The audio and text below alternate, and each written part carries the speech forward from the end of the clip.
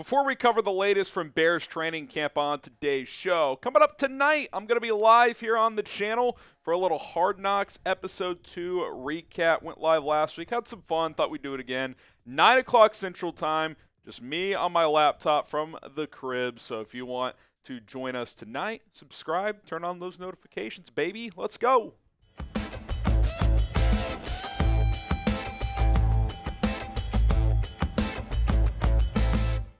I'm Harrison Graham, and the play of the day at Halas Hall was between the two-star rookies as Caleb Williams and Rome Odunze connected for a 30-yard touchdown. Caleb led Rome perfectly after a sick double move out and up from Odunze, just torching Terrell Smith in coverage. The Bears actually just posted this touchdown on social media, so you'll be able to see it there. Just kind of a glimpse of what could be to come for years to come, hopefully, for the Chicago Bears football team. We'll see if Caleb and Rome can connect in these remaining preseason games, which we'll talk about this next one coming up later in the video. Unclear if the Bears are going to play their starters or not. We'll explain why. But that was exciting. Kind of a nothing burger practice for the most part beyond that in terms of on the field. But there were some notable injury updates. These 8 players did not practice today. Roschon Johnson, DeAndre Carter, Colin Johnson. Not sure what happened to DeAndre Carter. I know he was briefly banged up in the last preseason game. Maybe they're being precautious there, or just cautious there. Ryan Bates, Jacob Martin. Martin's been out for a bit. So is Noah Sewell, by the way. Jaquan Brisker and Adrian Colbert all did not practice. Few guys did return in a limited capacity, including Nate Davis. Nate Davis watch continues. We'll talk about him more in a sec. Kyler Gordon, Montez Sweat, they're starting to ramp back up as well. So obviously those two in particular, key parts of this defense. Now, while Nate Davis did some drills, mostly individual work, but some brief work in team setup, this was the starting offensive line for the majority of team drills. Braxton Jones, Tevin Jenkins, Coleman Shelton, Matt Pryor at right guard with Bates out and with Davis being limited, with Darnell Wright at right tackle. And look, could an opportunity be opening up for Nate Davis with Ryan Bates sidelined right now? Is that right guard spot potentially back up for grabs for him to regain? I'm not saying he was ever out of the mix, but I've kind of been telling you guys for a couple weeks now, and I still feel the same, by the way. I don't really have expectations with Nate Davis at this point anymore. If he starts and plays well, that's awesome. If he doesn't, I don't really expect him to be out there. And if he is out there, I don't have huge expectations. But if I'm him, I'm looking at this as a potential opportunity with Bates sideline. Like, I got to get healthy and I got to get out there and produce. Otherwise, I'm not going to be a starter for this team. So we'll see if he's able to take advantage of this and get out there and be a contributor. They paid him to be a starting level guard, 3 years and $30 million 2 off seasons ago. So we'll see where it goes from here. But again, I'm not holding my breath, but I also recognize, hey, like, if he's healthy, he has a chance. We'll see if he can get fully healthier as they're trying to ramp him back up. Predict the starting 5 for week 1. What is the Bears' offensive line going to look like? Is it going to be Nate Davis at right guard and Coleman Shelton or Ryan Bates at center? Is it going to be Bates at right guard with Shelton at center? That's what I think it's going to be, assuming Bates is healthy by then. Could Matt Pryor start? Who knows? He's started recently. So let me know in the comments what you guys think will be the starting offensive line.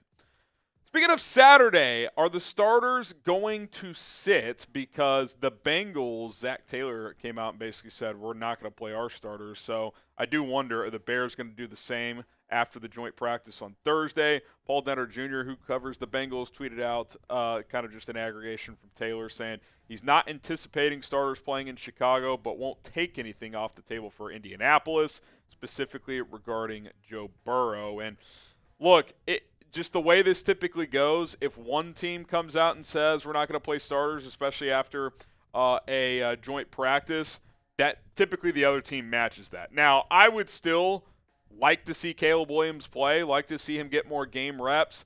But if they get a lot out of the joint practice, it certainly wouldn't shock me if they held him out, especially if those reps would just be against backups in the game on Saturday. Again, I would probably still play him, but it wouldn't shock me if they didn't. I will say this. If they don't play him against Cincinnati, they turn around and play 5 days later, I would play him the entire first half against Kansas City, because after that, it's 17 days off until week 1. Like, there's a lengthy break here. So I think you got to continue to get this kid reps in the preseason. Cool if you want to hold him out, if you get a lot out of this joint practice, but you better play him a lot against Kansas City. That's at least how I feel. Bears Now is sponsored by Mando, and listen, I'm excited to tell you guys about a new product from Mando, because you know what sucks? I've been traveling a lot this summer, and you always run out of room in your suitcase, and a lot of the time it's kind of those travel things that you always need, right? Shampoo, toothpaste, all the stuff, and certain things got to make the trip. But how about this from Mando to save you some space? Mando's 4-in-1 acidified cleansing bar. It's a 5-ounce bar that does the work of shampoo, face wash, body wash, and deodorant. And oh, by the way, a little bonus as well. You can also use it to create a rich shaving lather. So technically, it's a 5-in-1. It's clinically proven by the Mando doctor to control odor for 24 hours. This thing is outstanding. You guys can get $5 off with code SHAT at shopmando.com. That's shopmando.com. Promo code SHAT. And, of course, you can check out all of their other products as well.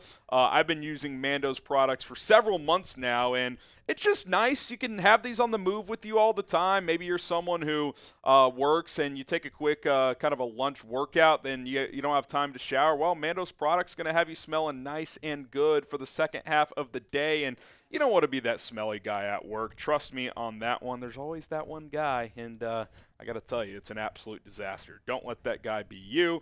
Get going with Mando. Shopmando.com. Promo code SHAT. Going to get you $5 off. Okay, let's talk some NFC North news here. We also have a big update on Brandon Aiyuk that we're going to discuss. JJ McCarthy tore his meniscus on Saturday and now is set to undergo surgery. Now, this potentially is pretty significant because we don't know the timetable of his return, because meniscus tears are tricky. Doctors basically don't know until they, put him under and tear open his knee essentially and see what it looks like. If it's a partial tear, 4 to 6 weeks is typically what it is. If they got to do a full repair, it can be up to 6 months. So he could be ready by week 2 or 3 or miss the entire season. That's obviously a pretty wide variance here. From a Minnesota standpoint, in the short term, it's probably not a huge deal, although you'd like to see McCarthy get those reps if you're a Vikings fan. Darnold was going to start week 1, though, regardless. However, if McCarthy misses the whole year, it sucks for Minnesota for 2 reasons. One, if Darnold struggles, it's like any other team that has a rookie quarterback. Hey, put the rookie in there, right? Like, imagine if Caleb wasn't going to start week 1 for whatever reason, and the starter was struggling. It's like, dude, just put Caleb Williams in there. So thank God that's not the case. But they wouldn't have that option if McCarthy's out for the entire season. And 2, it's a bummer for Minnesota because, look, let's face it, like, even if you're not playing, this is when you can develop, get these reps in practice. So, obviously it's NFC North news. It's relevant to the Bears. The Bears' 2 matchups with the Vikings are in the last 6-7 weeks of the season. By then, you would have kind of assumed that McCarthy was going to be playing by then, unless Darnold was just tearing it up. Maybe he will. Who knows? But, certainly going to monitor this. I'm never going to be a channel that cheers for injuries here.